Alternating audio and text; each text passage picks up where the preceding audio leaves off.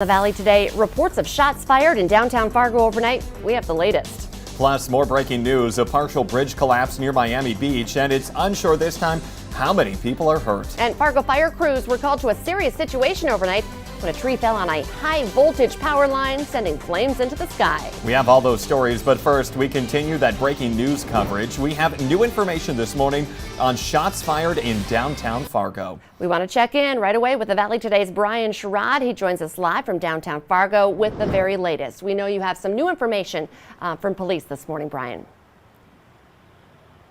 Well, good morning, Jordan and Lisa. What I can tell you is that we do have new information, and the police was called around 2 a.m. outside of Fort Knox, and they were saying it was because of shots fired, or more because of a guy threatening to shoot shots around the Fort Knox area. But as we're outside of the Salvation Armory area, right in this alleyway, is where they were saying that the second call came in when it came to that shots fired. Now, what they're saying is that it was outside of the Salvation Army area. Officers located a woman running away from the area, and a man shot a gun out of the window and fled. And they were saying that the woman is not injured, but this investigation is still ongoing. They're still trying to receive more information on everything else that happened here. But again, we will continue to keep you updated with the latest as we are out here. Brian Sherrod reporting live. Thank you for that update. Also breaking overnight, a multi-story building partially collapses just north of Miami Beach, killing at least one person. Miami-Dade officials say more than 80 units responded to the collapse right around 2 this morning. Local fire departments are also assisting at the scene. And rescues are underway right now for people trapped inside. Police say at least 9 people have been taken to the hospital. Stay with us right here at Valley News Live as we learn more on this breaking story. Also, some breaking news just into our newsroom. Firefighters, they are now back on scene of a fire that started by a downed power line last night. Crews responded to 7th Street North between 10th and 11th Avenues, and they went there again just minutes ago. This after reports that the high voltage line that sparked last night, you saw it right there, is down again. It started around 10:30 last night when a tree fell on a high voltage power line, sending flames into the sky.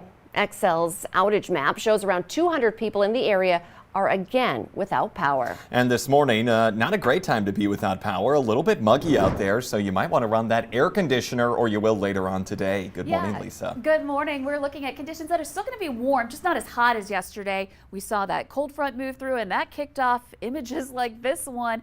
A really dramatic looking storm cloud when we saw those storms roll through yesterday. This is in the Monoman area. Thanks, Curtis, for sharing your photo. Those have since moved on. We're working on clearing that out, and we've got some sunshine up north. In the Southern Valley, we have a couple of clouds, but overall, most of us on the sunny side to start off the day today. And as we expand the view, you can see most of this moving on, keeping an eye on what's well to the west of us right now, but later tonight and into tomorrow, we have some chances for a little bit of rain and some thunderstorm activity. So temperatures right now, as we watch that front depart, we're still on the warmer side. Down in the southeast, we're at 64 in Detroit Lakes, Fergus Falls, Wadena, Fargo's at 59. Cooler up to the north, we're back into the low 50s there in Howlock and 55 degrees in Langdon.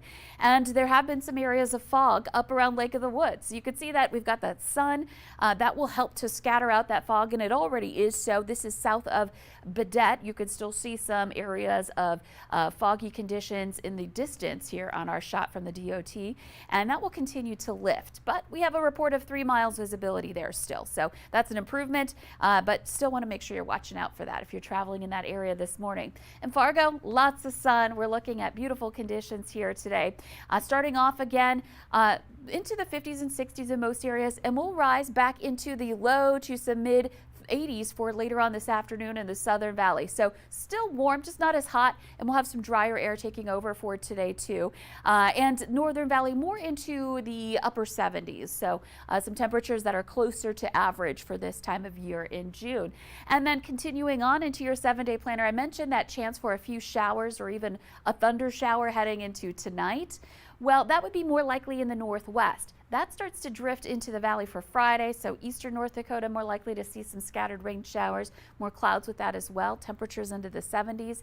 And then this weekend, it just so gradually moves eastward. It's going to continue to bring us off and on chances for some rain or a weak thunder shower or two this weekend.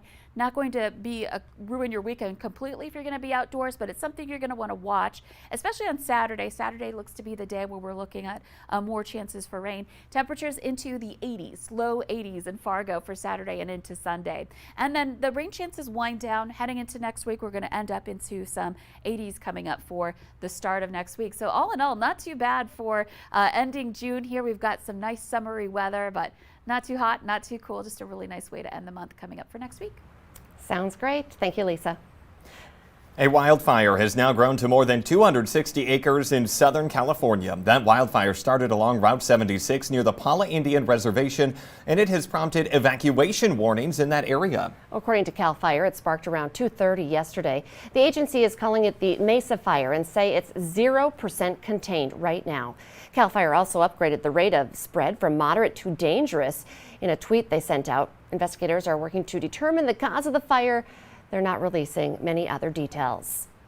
As North Dakota experiences its second straight year of dry fields, farmers are no longer questioning how to get through the effects of this year. Instead, it's how to get through next year. The heat is killing the hay crop, and ranchers, they're struggling to feed their cattle. The drought last year took its toll on grazing pastures, and they weren't able to recover.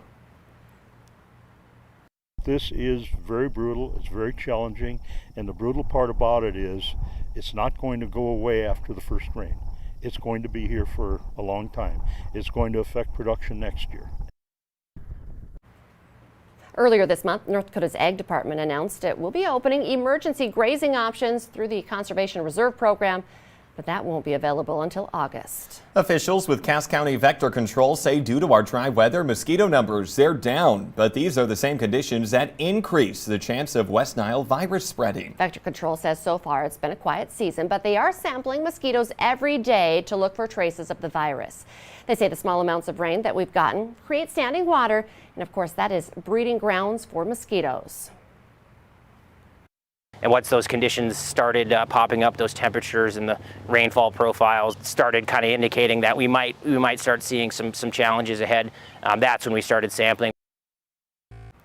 So far this season, Cass County Vector Control has tested 13 pools of mosquitoes. All have been negative for West Nile. Right now, there are no plans for an evening mosquito spray.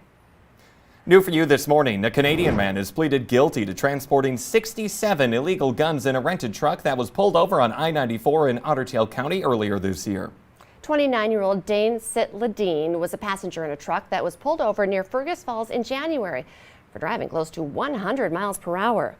The Star Tribune reports that a state trooper searched the truck after he smelled marijuana, and the suspect and the driver gave him fake IDs. That's when a bag of guns was discovered. Court documents state that the suspect was in the country illegally. At the time, he was wanted on a 2019 Canadian arrest warrant for first-degree homicide, fentanyl distribution, and possession of proceeds of crime. Medical marijuana will not be allowed on the campuses of South Dakota's public universities. The Board of Regents, which oversees the state's 6 public universities, changed its policy on medical marijuana as the state prepares for the drug to be legalized on July 1st. It reasoned that it had to stay in compliance with federal law, which still outlaws the drug. The new policy does not stop university students or employees from ingesting medical pot on property not controlled or owned by the board, but it does threaten discipline to students and employees who are impaired while in class or on the job. We already told you about how a federal judge has dismissed the Dakota Access pipeline lawsuit filed by the Standing Rock Sioux tribe, but the legal battle over that pipeline is not over. The judge outlined a path to future litigation if the tribe wishes to pursue it. When the latest environmental impact statement is complete, the tribe can file a separate lawsuit under the same judge if they wish to do so. They can also reopen the dismiss case if there's a violation of the court's prior orders. Officials on both sides of the issue say the judge's decision did not come as a surprise. However, tribal leaders say they're still concerned about the impact the pipeline will have on the environment. It's not when, but where it's going to break. So, and like I said, the judge did say that he is open for new evidence. Senator John Hoeven says the Dakota Access pipeline is an important part of North Dakota's oil infrastructure and that its continuation is a positive thing for the state.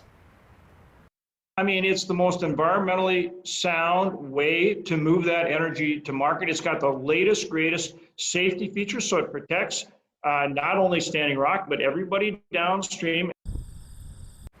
The Army Corps of Engineers has said that the environmental impact statement of the pipeline will be complete in 2022.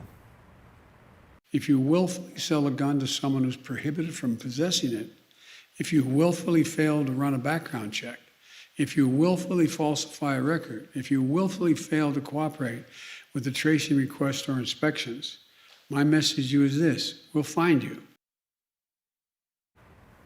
President Joe Biden announcing yesterday a strategy to crack down on gun violence in the United States. His agenda includes supporting local law enforcement with federal resources and stemming the flow of firearms used to commit crimes by making it easier to revoke the licenses of gun dealers who violate federal law. Also helping formerly incarcerated people successfully re-enter communities.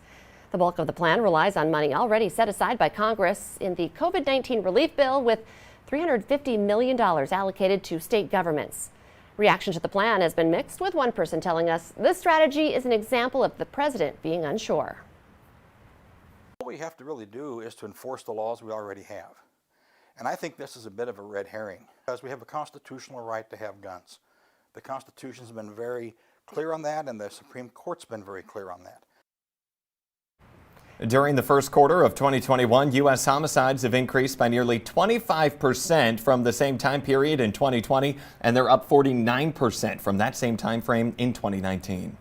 Meanwhile, President Joe Biden has invited a bipartisan group of senators to the White House today to discuss infrastructure legislation.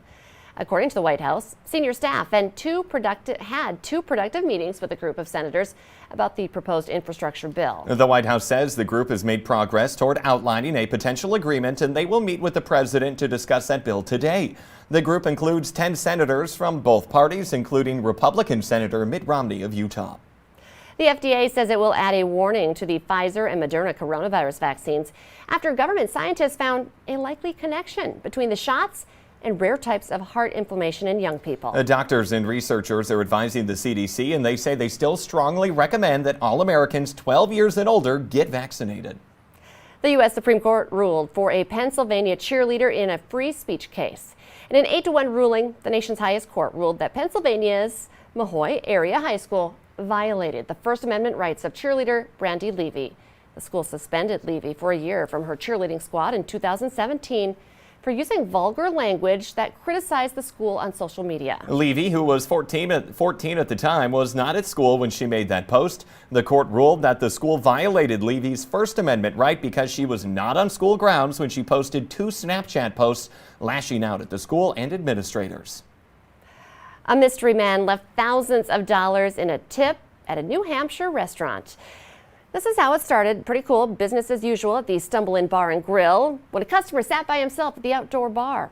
The unassuming patron ordered a couple of hot dogs, some fried pickles, a few cocktails. Sounds like a pretty good meal he was having there, but when it came time to pay, well, things they took a turn. It was pretty good. The tab, $37. The tip, $16,000. You saw it right. There was a comma in that tip. Now, the restaurant owner was reassured from the customer that this was not a mistake. He just wanted to do something nice for the staff at the bar there. I'd love to be able to do that someday. You hear these stories and it's amazing. Really makes. Have you ever worked as a waitress or I've worked as a bartender before. It's hard work. It so, is. You know, you work for those tips. I've never been given 16 grand before, but I mean, hey, the option's always open. $16 is a pretty good tip sometimes. Tip. 16,000, I love that. So, great story. Let's get our answer now to our question of the morning on Facebook. Today's question, we do this on average 20 times a day. The answer, ooh, it's not too nice. The answer is complain about something 20 times a day. This is funny. Okay, but I know it sounds bad, but then I was thinking about the conversation we just had with Lisa Green in one of the breaks where it's like, People are, I love the hot weather. I hate the hot weather. We're not really complaining like in a bad way. No, but I suppose if you counted it, I was complaining about how hot it was. So hot. Yeah, I can check it out. Maybe we should work to be a little more grateful. Be grateful 20 times a day. Yeah. Remember, you can play along every weekday morning by heading to our Valley News Live Facebook page. The Today Show and CBS This Morning just about to start. The Valley Today rolls on. More live up-to-the-minute news and weather coming up on the Fargo CW. Also, don't forget North Dakota Today, 9 o'clock on KVLY. Tune in then as well. Have a great Thursday, everyone.